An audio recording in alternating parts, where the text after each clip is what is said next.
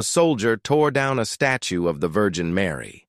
The sound was like a dry bone snapping, a sharp crack that cut through the monotonous hum of the afternoon heat.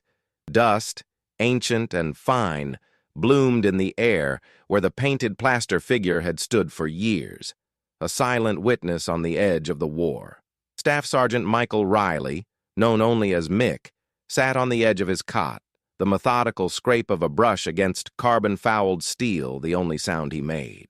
His world was the khaki canvas of the tent, the grit on the floor, and the oppressive, unchanging sky over Bagram Airfield, Parwan Province, Afghanistan. The air, thick with the smell of jet fuel and scorched earth, was the only thing he breathed. The only thing he felt was real anymore. It was a place stripped of softness, a landscape of gravel and razor wire that matched the terrain of his own heart. He worked in a focused silence, his hands moving with an economy born of endless repetition, breaking down and reassembling his rifle. The light filtering through the tent flap was the color of rust. Back home, that same late afternoon sun would be slanting through the stained glass windows of St. Peter's Cathedral in Scranton, Pennsylvania, painting the stone floor in jeweled tones of sapphire and ruby. He remembered the weight of that silence, a quiet that felt full, not empty like this. His life there had been measured by the ringing of its bells, the solemn rhythm of Mass, the cool feel of holy water on his fingertips. He had been a man who believed in the architecture of faith, its solid walls, its predictable liturgy, its promise of order in a disordered world. Now, the only architecture he knew was the sandbag and the HESCO barrier, and the only promise was the next patrol. His hands stilled on the rifle's trigger assembly. The greased metal was cool and definite under his calloused fingers. Everything out here was definite. A target was a target. A threat was a threat. There were no murky spaces, no room for unanswered prayers. He preferred it that way. The wound wasn't from shrapnel or a bullet. It was a clean, silent cut, made in a place of healing. It was the memory of the fluorescent lights at Geisinger Community Medical Center in Scranton, their sterile hum a counterpoint to the frantic beeping of machines. He remembered the smell of antiseptic, a smell that had replaced the scent of the lilies he had brought for the room. He had stood in the hallway, his uniform feeling stiff and alien, a world away from the dust of his last deployment. He was supposed to be home for good this time, home for her, Maria. Her name had once felt like a prayer on his lips. He saw her face, pale against the white hospital pillow, her dark hair fanned out like a halo. He remembered the squeeze of her hand, the strength in it fading like the last light of a winter day. He remembered the doctor's mouth forming words that made no sense, a string of clinical terms that meant the end of everything. There was supposed to be a cry, the sound of a new life. Instead, there was only a profound, suffocating silence that filled the room, the hallway, his entire world. The doctors spoke of complications, of things that just happen, of a tragedy no one could have foreseen. But all Mick heard was the sound of a door slamming shut in a house he had just finished building. He had walked out of that hospital and left his faith inside, a casualty bleeding out on the polished linoleum floor. He had gone to St. Peter's, the church where he and Maria were married, and stared up at the statue of the Virgin, her arms holding her own child. He had felt nothing, no comfort, no anger, just a cold, hollow space where belief used to be. When the orders came for another tour, he volunteered without hesitation. Afghanistan was simpler. The catalyst came on a Tuesday at 16:47 hours, after a patrol that had left his nerves frayed and his uniform caked in the fine pale dust of the Panjshir Valley. They were walking the perimeter of the airfield, a routine sweep. Tucked against the crumbling wall of a pre-Soviet-era chapel was a small, forgotten shrine. On a pedestal of stacked stones stood a wooden statue of the Madonna and Child, no more than 3 feet high. It was crudely carved, the paint faded to pastel whispers by decades of unforgiving sun. To the others, it was just a piece of the landscape, a relic of a history they didn't understand. To Mick, it was a mockery, the gentle curve of the mother's head toward the child, the serene posture of protection. It was a scene of perfect, unbroken love. It was the life he was promised. It was the quiet room that was never filled. He didn't think. He acted. He broke from the patrol line, his boots crunching on the gravel. He reached the shrine, his hands closing around the weathered wood. It was lighter than he expected. For a moment, he just held it, feeling the grain of the wood, the contours of the carved face. Then, the memory of the hospital silence flooded him, and a current of white-hot pressure built behind his eyes. He wrenched the statue from its base. The wood splintered with a dry crack. He lifted it high and brought it down against the stone pedestal. The impact sent a shudder up his arms. The statue broke apart, the head of the infant figure snapping off and skittering into the dust. He threw the larger piece down, watching it land with a dull thud. Behind him, a water canteen clattered to the ground. Private Evans, a kid barely 20 from Ohio, stood frozen, his face a mask of disbelief. The rest of the patrol had stopped, the men watching in a stunned, uncomfortable hush. No one said a word.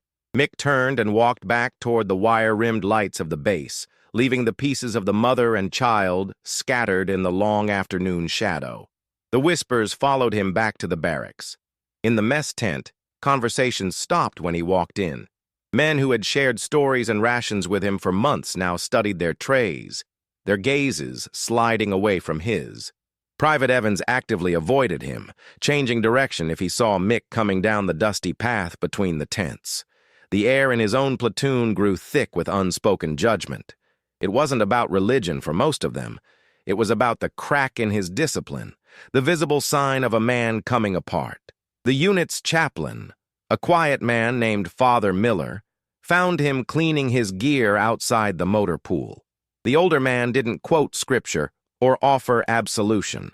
He just stood there for a long moment, his shadow stretching across the packed earth. "Something's heavy on you, Sergeant," he said, his voice low and even. "When you're ready to put it down, my door is open." Mick just grunted in response, not looking up from his work, the scraping of his tools suddenly loud in the silence. Later, he walked past the ruined chapel again, compelled by a need to see what he had done. Someone had already been there. The larger pieces of the statue were gone. Only small splinters of painted wood and the chalky outline in the dust remained on the pedestal, a crime scene of his own making. The emptiness of the space was now a mirror, reflecting the vast, barren hollow inside his own chest. That night, sleep was a foreign country he couldn't enter.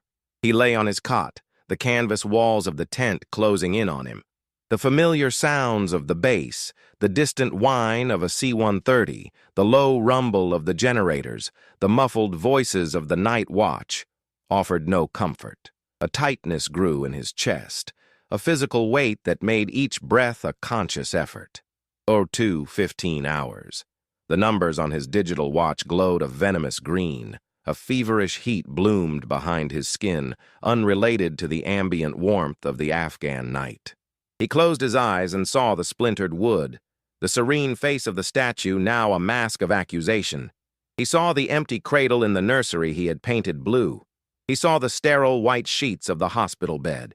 He rolled onto his side, pressing his face into the thin mattress that smelled of sweat and dust.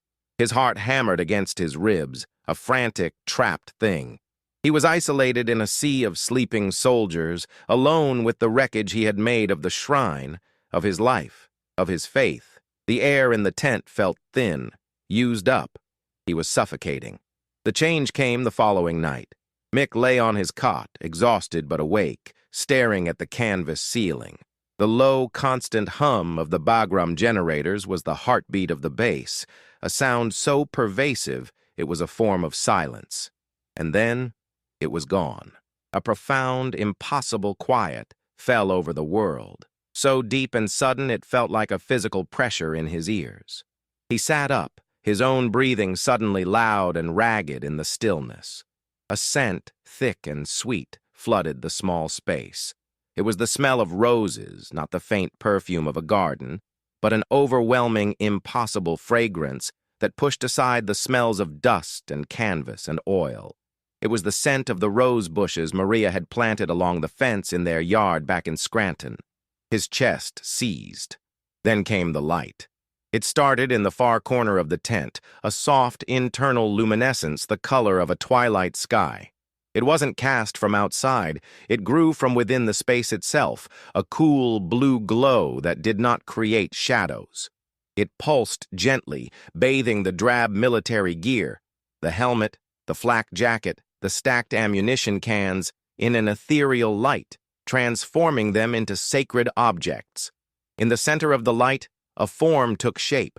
It was the figure of a woman, her features indistinct at first, shrouded in the blue radiance.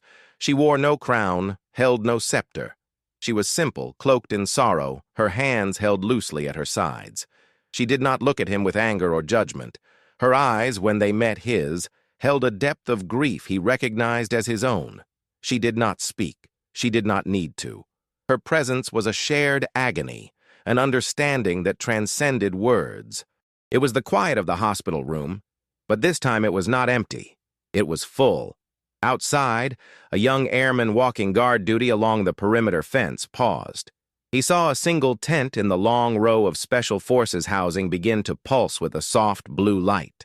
He lifted his radio, then hesitated, unsure of what he was seeing, unable to explain the strange, silent glow that seemed to come from nowhere and everywhere at once. He simply stood and watched until it faded. The next morning, the fever was gone. The crushing weight on Mick's chest had lifted. He woke to the familiar sound of the generators, but the world felt different. Its edges softened. A sense of calm, clear and deep, had settled over him. He knew what he had to do. He dressed and walked out of his tent into the harsh morning light, his steps certain for the first time in over a year.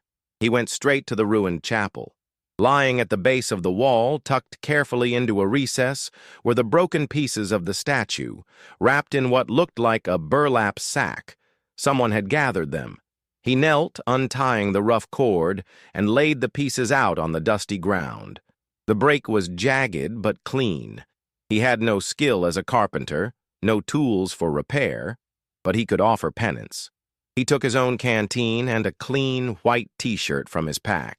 He wet the cloth and began to gently, meticulously wipe the dust and grime from each piece of the splintered wood. He cleaned the serene face of the mother, the curve of her shoulder, the tiny broken form of the child. When they were clean, he rewrapped the pieces in the white shirt, the fabric a stark contrast to the scorched earth. He placed the bundle reverently on the stone pedestal, a makeshift shroud for a thing he had killed. He remained there, kneeling in the dust as the sun climbed higher, his head bowed, not in prayer, but in a silent, final surrender. The change in Staff Sergeant Riley did not go unnoticed. It wasn't a sudden conversion, but a quiet shift in the currents of his being. The first to see it was Private Evans. He saw Mick kneeling by the ruined chapel, and after a moment of hesitation, he walked over and placed his own full canteen on the ground beside him without a word. Mick looked up, nodded once, a flicker of gratitude in his eyes. Later, in the mess tent at Forward Operating Base Shank, where his unit had been temporarily reassigned, the zone of silence around him began to shrink.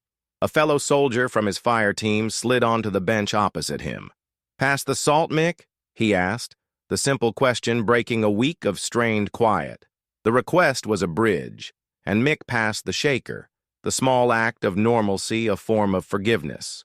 Father Miller found him one afternoon sketching in a small notebook by the chapel ruins. He was trying to figure out how the pieces of the statue fit together. The chaplain sat down beside him. "Wood glue and some small dowels," he said, looking at the drawing. "I can get some from the engineers. We can make it whole again." It was not a command or a sermon. It was an invitation. Mick became a quiet fixture at the ruined chapel. In his downtime, he wasn't in the gym or the rec tent. He was at the shrine, clearing away the rubble stone by stone, sweeping the dust from the crumbling floor. Father Miller brought the supplies, and together they began the painstaking work of mending the broken statue. Mick's hands, trained for the precise mechanics of a rifle, learned the delicate art of repair. He braced the splintered wood, filled the cracks, and pieced the mother and child back together. It was not a perfect restoration. A fine, dark line of glue traced the wound where the statue had broken. The scars remained visible, a part of its new history, but it was whole. With the help of two other soldiers who had started to drift over, curious and then willing, they hoisted the repaired statue back onto its stone pedestal. Soon the space transformed. One soldier built a simple wooden bench. Another planted a small, hardy desert flower at the base of the shrine. It became an unofficial sanctuary, a quiet place on the sprawling, noisy base where anyone could go to escape the weight of the war for a few minutes. They didn't call it a chapel. They called it Mick's place. Years later, long after Mick had rotated home, new soldiers arriving at Bagram would hear the story of the quiet sergeant who tended a broken statue, a man who found his own peace by rebuilding something he had destroyed. What we shatter in a moment of pain can feel beyond repair. We see the splinters of our choices, the dust of our anger, and believe that is the end of the story. But grace often arrives not to erase the damage, but to show us how to mend it. The scar becomes part of the beauty, a testament that what was broken can be made whole again, stronger in the places where it was fractured. If this story touched you, like the video, subscribe to BR and share it with someone who needs hope today. Tell us your moment of unexpected grace in the comments.